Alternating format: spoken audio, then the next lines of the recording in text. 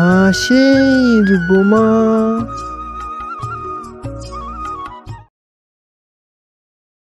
জঙ্গলের ধারের বড় গাছটাতে থাকতো নান্দু ভূত আর শাকচুন্নি। তারা এখানে আছে অনেক দিন হলো।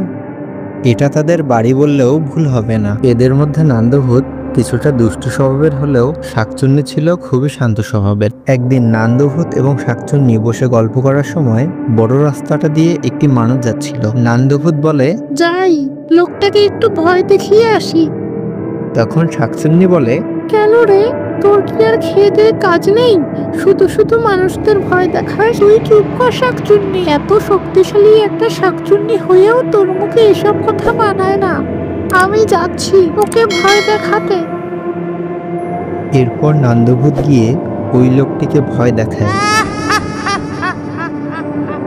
এবং ভয় দেখানোর পর তার সব টাকা পয়সা নিয়ে গাছে আবার চলে আসে।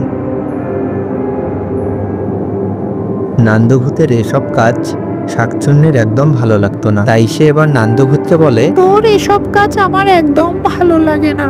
আমি এখন থেকে মানুষদের সাথে থাকবো এবং তাদের সাথেই বসবাস করব।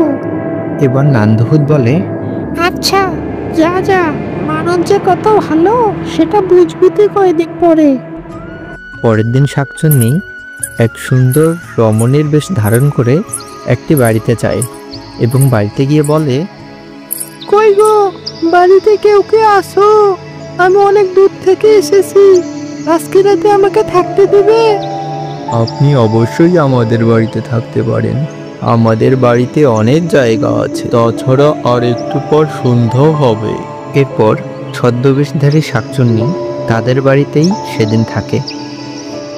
এদিকে শাকচুন্নি মনে মনে ভাবতে থাকে, মানুষের মন কতটা ভালো, জানা নেই শোনা নেই একটা মানুষকে থাকতে দিল। সেদিন রাতে ওই কৃষকের বউ শাকচুন্নিকে অনেক ভালো খাবার খেতে দেয় এবং ঘুমানোর জন্য সুন্দর বিছানা দেয়। হঠাৎ রাতে শাকচুন্নির ঘুম ভেঙে যায়।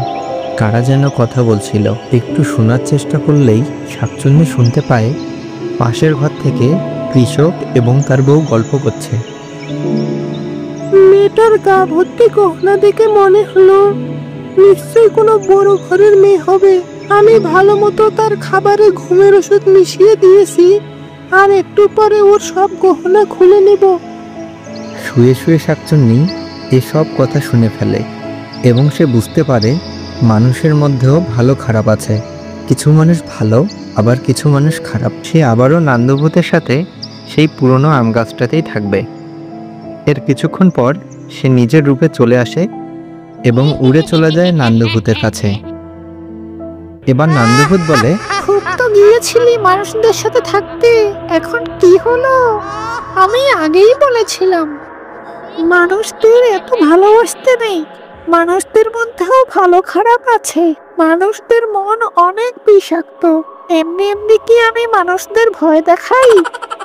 তুমি ঠিকই বলেছ, মানুষদের মধ্যেও ভালো খারাপ আছে। এখন থেকে আমি এখানেই থাকবো। যাকে যেখানে মানায় তাকে সেখানেই থাকা উচিত। আমাকে ক্ষমা করে দিও। এরপর থেকে নান্দুভূত এবং শাকচুন্নি সেই বড় আম গাছটাতে থাকা শুরু করে দিল।